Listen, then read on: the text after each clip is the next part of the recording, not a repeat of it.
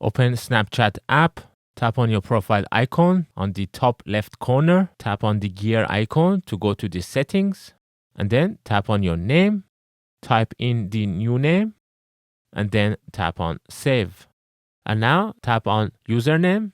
So tap on change username. Bear in mind, you can only change your username once a year. Tap on continue. Type in your new username. Snapchat doesn't allow usernames longer than 15 characters. So make sure it's less than 15 characters and that it is available. And then tap on next. You will need to enter your Snapchat password and then tap on confirm. Make sure you didn't make any spelling mistakes and then tap on confirm again and hopefully it should change. But in my case, I got this error saying something went wrong and that it couldn't change at this time. And then I tapped on retry and tried again, changing the username. But once again, I got the same error. So if you're getting the same problem, then don't try to change your username now. Tap on maybe later and then wait a few days and then try again. And after a few days, when I tapped on confirm, it worked and the username was changed.